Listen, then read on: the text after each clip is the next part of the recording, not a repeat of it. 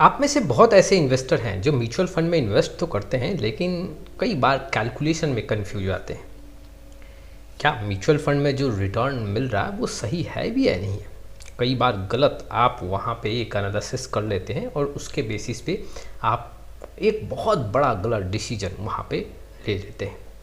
देखो, आज मैं इन्वेस्टर को यहाँ पे एडवाइस करूँगा कि कैसे आपको रिटर्न को, म्यूचुअल फंड जो रिटर्न है उसको यहाँ पे समझना चाहिए, क्या क्या पॉइंट्स है, कब कब आपको किस रिटर्न को फोकस करना चाहिए। ये सारे काफ़ी इंपॉर्टेंट पॉइंट हैं इन्वेस्टर के लिए, जो आज के वीडियो में मैं इस तरह समझाने का कोशिश करूँगा।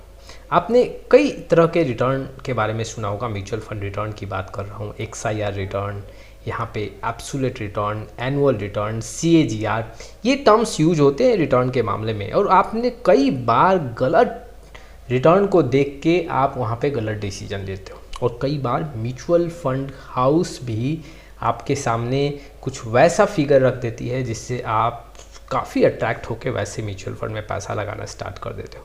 हालांकि अगर आपको पता होगा कि आपको किस तरह वैसे रिटर्न को चेक करना चाहिए, तब वैसे म्यूचुअल फंड में आप शायद फोकस नहीं करते। एक एग्जांपल के थ्रू सबसे पहले कुछ यहाँ पे डिफरेंस रखना चाहता हूँ। जैसे आप स्क्रीन पे देख पा रहे हो, ये एक म्यूचुअल फंड का रिटर्न है जहाँ पे आपको 244% का रिटर्न दिख रहा है 10 साल में।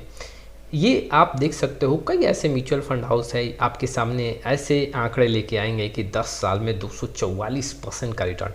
आपको सुनने में अच्छा लग रहा होगा, 244% का रिटर्न मिला है। लेकिन अगर आप ये देखोगे 10 साल में हर साल 13% का रिटर्न मिला है, जी हाँ, तो आप शायद ज़्यादा अट्रैक्ट नहीं होगे। कई ऐसे म्यूचुअल फंड हाउस है जब किसी म्यूचुअल फंड को इन्वेस्टर के सामने रखते हैं तो ये आंकड़ा लेके जाते हैं जिससे इन्वेस्टर अट्रैक्ट होकर वहाँ पे पैसा लगाएं। लेकिन एक्चुअली में रिटर्न जो है वहाँ पे आप देखोगे तो जो 13% का ऐसे स्क्रीन में दिख रहा है वो एक्चुअल रिटर्न है। तो आपको सबसे पहले समझना पड़ेगा कि अगर मैं SIP कर रहा हूँ, अगर मैं लमसम कर रहा हूँ, तो मुझे कौन से रिटर्न को यहाँ पे देखना चाहिए जिससे डेटा एक करेक्ट निकल के आए। नहीं तो आपका वहाँ पे एक रिसर्च, जो एक एनालिसिस करने वाला पॉइंट है रिटर्न के मामले में, वो गलत साबित हो सकता है। चलिए शुरुआत करते हैं। लेकिन आप में से बहुत ऐसे इन्वेस्टर हैं जिनको पोर्टफोलियो रिव्यू और डिज़ाइन को लेकर प्रॉब्लम है। डिस्क्रिप्शन बॉक्स में आए डिटेल चेक करें और व्हाट्सअप नंबर के थ्रू हमारे साथ जुड़ सकते हैं। आज के वीडियो में कौन कौन से पॉइंट पे डिस्कशन होगा, कुछ और मैं रिटर्न के मामले में रख देता हूँ। एब्सोल्यूट रिटर्न को समझेंगे हम, यहाँ पे CAGR को समझेंगे, XIR को समझेंगे और एनुअल रिटर्न। ये 4 जो रिटर्न है म्यूचुअल फंड का, उसका पूरा आंकड़ा मैं आपके सामने रखूँगा। एग्जाम्पल के थ्रू मैं आपके सामने आंकड़ा रखूँगा। रिटर्न हमारे लिए काफ़ी मैटर करता है। अगर कोई म्यूचुअल फंड रिटर्न अच्छा दे रहा है लेकिन आप उसका जो रिटर्न है उसको अपने सही पॉइंट ऑफ व्यू से नहीं एनालाइज किया, तो वहाँ पे आपका डिसीजन गलत हो सकता है। लंबे समय में आपका गोल भी कंप्लीट होगा अगर आपका रिटर्न अच्छा होगा, लेकिन आपने अगर गलत डेटा देखा तो आप 10 साल कंप्लीट करोगे और फिर पता चला कि आपके पास जो फंड होना चाहिए उसके आसपास भी आपका फंड नहीं पहुँचा।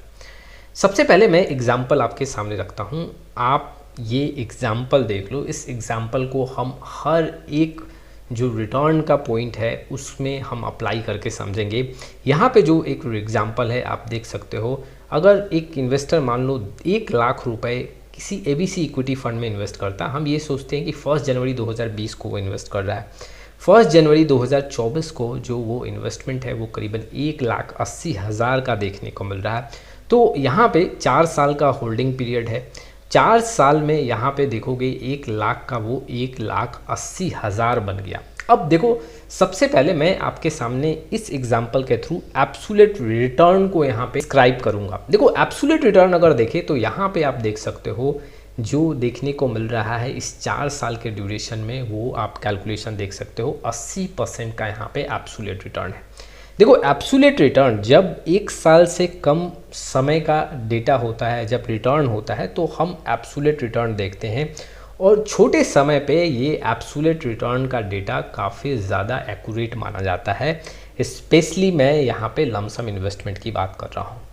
और जो एब्सोल्यूट रिटर्न है उसमें कोई भी ड्यूरेशन काउंट नहीं होता। साल किसी पैसे को आपने इन्वेस्टेड रहने दिया और 10 साल के बाद जो भी रिटर्न आपके लमसम में देखने को मिल रहा है उसके बेसिस पे जो रिटर्न मिलेगा वो आपको यहाँ पे 80% जैसे कि एग्जांपल में यहाँ पे दिख रहा है। जैसे मैंने शुरुआती दौर में भी एक एग्जांपल रखा था, 200% के ऊपर का रिटर्न दिख रहा था, वो 10 साल में एब्सोल्यूट रिटर्न था, जबकि अगर आप एनुअल रिटर्न या CAGR का रिटर्न देखोगे तो वहाँ पे 13 से 14% का आंकड़ा देखने को मिल रहा था।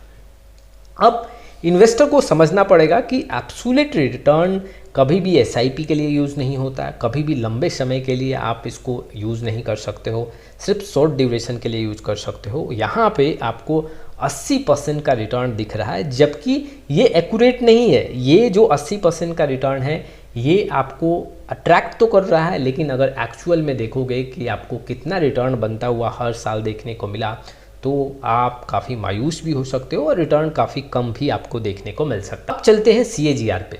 CAGR का आंकड़ा हम समझते हैं। देखो, जब भी आप कोई लमसम करते हो, 1 साल से ऊपर का समय अगर आपके पास होता है, जैसे कि 4 साल, 5 साल, 10 साल, तो आपको CAGR का रिटर्न देखना चाहिए अपने म्यूचुअल फंड में। अधिकतर इन्वेस्टर गलती करते हैं, वो एब्सोल्यूट रिटर्न को फोकस करने लगते हैं या फिर टोटल रिटर्न को फोकस करने लगते हैं। ये एक सही रिटर्न का फिगर नहीं है इन्वेस्टर के लिए। एब्सोल्यूट रिटर्न और टोटल रिटर्न ये दोनों सेम है।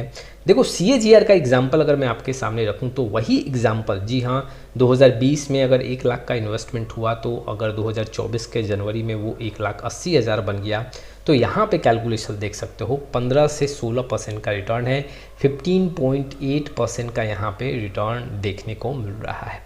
देखो, अब ये जो फिगर है ये एक एक्चुअल रिटर्न है, ये एक करेक्ट रिटर्न है। जब भी किसी लमसम इन्वेस्टमेंट को आप 1 साल से ऊपर का समय दे रहे हो, 2 साल, 3 साल, 4 साल, तो आपको CAGR देखना चाहिए। अब XIRR के रिटर्न को समझते हैं। कई जगह आपने देखा होगा कि आपके इन्वेस्टमेंट में XIR रिटर्न देखने को मिलता है। जब भी आप कोई इंस्टॉलमेंट बेसिस पे इन्वेस्टमेंट करते हैं, भी आप कोई 3 या 4 पीरियड में इन्वेस्टमेंट करते हैं, जैसे कि आपने जनवरी में इन्वेस्टमेंट किया, फिर फरवरी में किया, फिर मार्च में किया, 2 महीने का गैप दिया, फिर आपने कुछ इन्वेस्टमेंट किया, पार्सली इन्वेस्टमेंट जो हो रहा है उसमें हमें XIR रिटर्न को कैलकुलेट करना चाहिए, XIR रिटर्न को ही देखना चाहिए। वहाँ पे CAGR एक एक्यूरेट डेटा आपको नहीं देगा, क्योंकि CAGR जब आप लमसम करते हैं तब आपको एक एक्यूरेट डेटा देता है म्यूचुअल फंड में। जब आप यहाँ पे इंस्टॉलमेंट बेसिस पे इन्वेस्टमेंट करते हैं, जैसे कि SIP की बात करें, वहाँ पे आपको XIRR रिटर्न देखना चाहिए। मान लीजिए कि आप यहाँ पे 10,000 का SIP करते हैं, 10,000 के SIP में आप जनवरी 2020 से लेकर दिसंबर 2023 तक करते हैं। टोटल यहाँ पे अगर देखोगे तो 48 मंथ का इन्वेस्टमेंट होता है, 4,80,000 का टोटल इन्वेस्टमेंट। और अगर मैं जनवरी 1 2024 तक वैल्यू देखूँ, 1,50,000 का यहाँ पे वैल्यू देखने को मिल रहा है। अगर इसको आप कैलकुलेट करोगे तो करीबन 12.6% का यहाँ पे XIRR रिटर्न आपको देखने को मिलेगा। अब यहाँ पे कई ऐसे इन्वेस्टर गलती क्या करते हैं, एब्सोल्यूट रिटर्न या टोटल रिटर्न देख लेते हैं। अब एब्सोल्यूट रिटर्न और टोटल रिटर्न देखोगे तो फिगर काफ़ी अच्छा देखने को भी मिल सकता है यहाँ पे।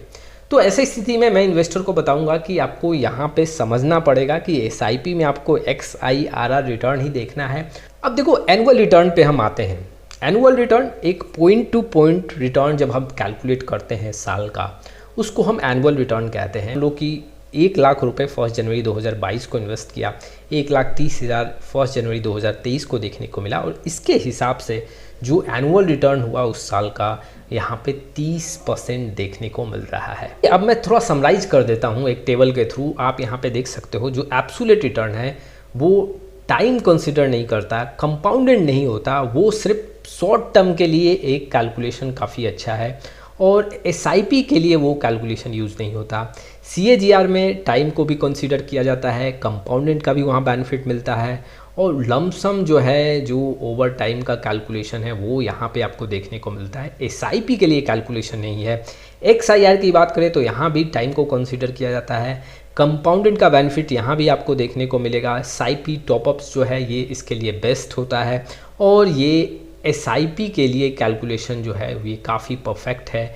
जो एनुअल रिटर्न है वहाँ पे आप देख सकते हो ये 1 साल के लिए कंसीडर किया जाता है। कंपाउंडेड का यहाँ भी आपको डेटा ऐड नहीं होगा, ईयर बाय ईयर ये एनालिसिस किया जाता है, और ये भी SIP के लिए यूज़ नहीं होता है। और मैं समराइज कर देता हूँ। देखो, एब्सोल्यूट रिटर्न जो है वो टोटल रिटर्न आपका कैलकुलेट करके देता है कि आपने जो इन्वेस्टमेंट किया उस पर कितना रिटर्न मिला, उस पर टाइम ड्यूरेशन को वो नहीं कवर करता है, उस पर कोई कंपाउंडिंग का आंकड़ा नहीं होता है। तो ऐसे में अगर इस आंकड़े को आप देखोगे लंबे समय में कोई लमसम इन्वेस्टमेंट है तो ये गलत साबित हो सकता है। CAGR जो है वो आपको लॉन्ग टाइम के लिए भी आंकड़ा काफ़ी परफेक्ट देगा और उसके साथ ही साथ ये जो है कंपाउंडिंग भी यहाँ पे ऐड करता है, टाइम के अकॉर्डिंग भी डेटा आपको यहाँ पे कैलकुलेट करके देखने को मिलता है। तो लंबे समय में अगर आप लमसम कर रहे हैं तो CAGR का जो रिटर्न है वो आपके लिए परफेक्ट साबित हो सकता है। SIR की बात करें तो ये SIP के लिए होगा जो आप इंस्टॉलमेंट में यहाँ पे इन्वेस्टमेंट करते हैं। लंबे समय के लिए भी XIR एक परफेक्ट डेटा हो सकता है अगर आप यहाँ पे रिटर्न को वॉच करना चाहते हो। तो ये कुछ इन्फॉर्मेशंस थे जो इन्वेस्टर के लिए काफ़ी इंपॉर्टेंट थे। आपका क्या राय है इस वीडियो को लेके कमेंट बॉक्स में आए। फिर मिलेंगे एक नए वीडियो के साथ, तब तक के लिए जय हिंद जय भारत।